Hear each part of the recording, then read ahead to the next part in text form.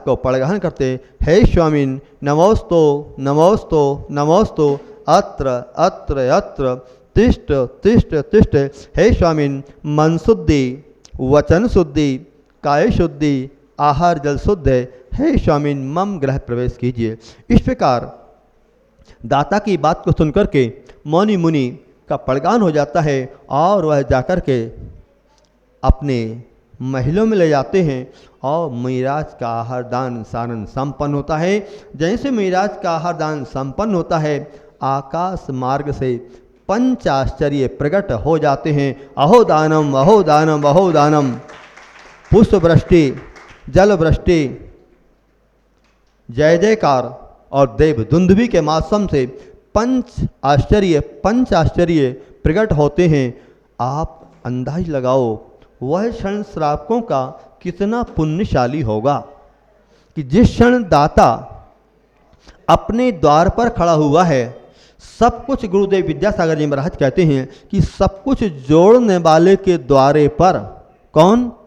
सब कुछ जोड़ने वाले के द्वारे पर सब कुछ छोड़ने वाले मुनिराज आज द्वार पर खड़े हैं।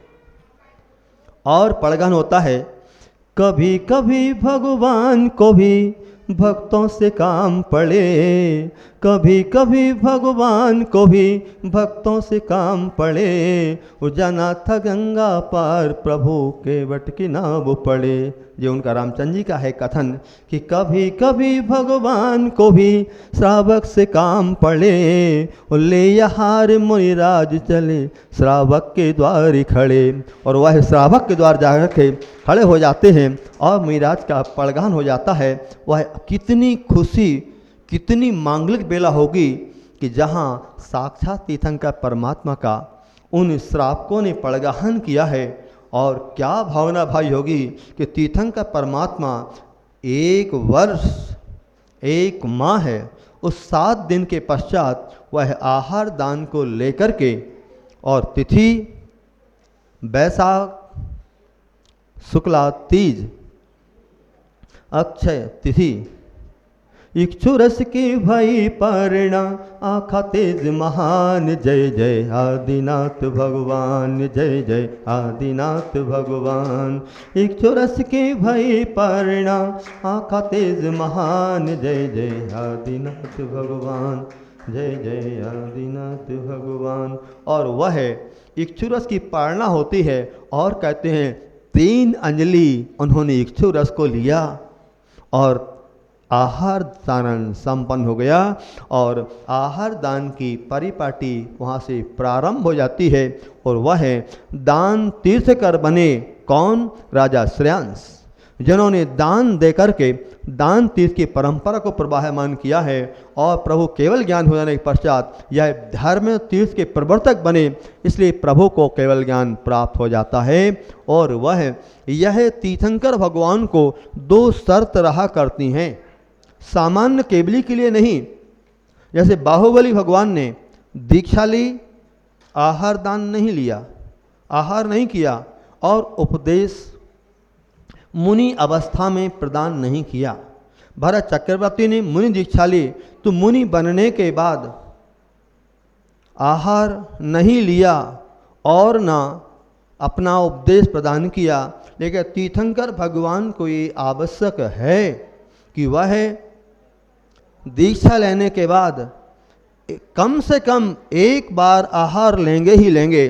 बिगर आहार लिए तीर्थंकर भगवान को केवल ज्ञान की प्राप्ति नहीं होगी। और आहार जब उनका संपन्न हो जाता है तो तीर्थंकर भगवान के लिए कम से कम समोषण लगेगा और कम से कम 1 बार प्रभु की दिव्य ध्वनि खिरना आवश्यक है। और जैसे ही दिव्य ध्वनि खिरती है उसके पश्चात प्रभु समोषण का त्याग करके, योग निरोध करके और तृतीय शुक्ल ध्यान के माध्यम से अपने कर्मों को क्षय करते हुए और चतुर्थ शुक्ल ध्यान के माध्यम से 72 और 13 85 वृत्तियों का क्षय करके सर्व कर्म विप्रमोक्षो मोक्षः मोक्ष पद को प्राप्त कर लेते हैं। इस प्रकार से यह कार्य आदिनाथ भगवान ने युग के आदि में किया और उन्हें परम निर्वाण की प्राप्ति हो गई। इसमें कुछ पंक्तियाँ नहीं हैं, आचार्य जी ने लिखा है अंत में कि नेमि चंद्र गुरु ने किया प्राकृत में गुणगान, विद्यासागर अभो किया भाषा में सुख खान, गौ मिटेश के चरण में नत हो बारंबार, विद्यासागर अभे बनो भव सागर कर पार, विद्यासागर कभे बनो भव सागर कर पार। जब बोले गोमटेश्वर भगवान बाहुबली भगवान की, परम पूज्य प्रातः स्मृंगोदाचार्य श्री विद्यासागर जी महामहिराज राज की, नवदाचार्य श्री समय सागर जी महाराज की, श्री समता सागर जी महाराज की। ओम नमः अहिंसा परम धर्म की जय। हाँ, प्रश्नोत्तरी प्रारंभ करें। इनाम हाँ